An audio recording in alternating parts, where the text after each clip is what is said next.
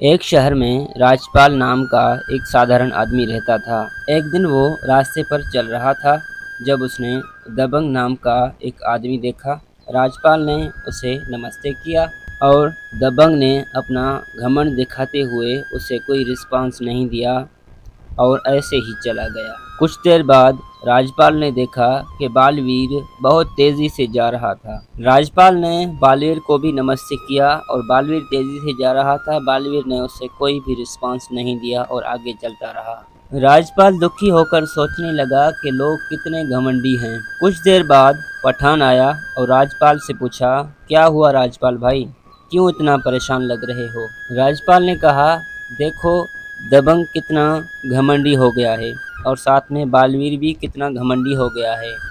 पठान ने पूछा, क्या हुआ राजपाल भाई, कुछ बताओ तो सही। राजपाल ने कहा, लोग कितने घमंड में हैं और क्या बताऊं पठान भाई आपको। पठान गुस्से में आ गया और कहा, चलो राजपाल भाई, मैं इस दबंग को आज सबक सिखाता हूँ। आगे चलकर इन दोनों को पता चला कि दबंग का तो एक्सीडेंट हुआ है अभी अभी और अब इस वक्त वो हॉस्पिटल में हैं।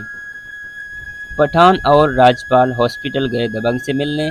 वहां देखा तो दबंग तो बेहोश था और उसका हालत बिल्कुल ख़राब था। राजपाल और पठान दोनों को बहुत अफसोस हुआ और वहां देखा कि बालवीर पहले से ही बैठा हुआ है और बालवीर ने राजपाल से कहा कि राजपाल भाई आप क्यों परेशान हो रहे हैं, मैं तो इसलिए भाग रहा था कि दबंग का एक्सीडेंट हुआ है और उसे हॉस्पिटल ले जाना था। पठान ने राजपाल से कहा, देखो राजपाल भाई, अब तुम समझ सकते हो कि घमंड और गुरूर कभी भी नुकसान पहुंचा सकते हैं। अब दबंग अपनी घमंड से सज़ा भुगत रहा है। राजपाल ने कहा, हाँ पठान भाई, मैंने भी समझा कि इंसानियत और इज़्ज़त सबसे अहम है। घमंड कभी भी नुकसान पहुंचा सकता है। इस कहानी से हम ये सीख सकते हैं कि हमें हमेशा दूसरों के साथ इज़्ज़त और प्रेम से पेश आना चाहिए, क्योंकि घमंड और गुरूर कभी भी नुकसान पहुंचा सकता है।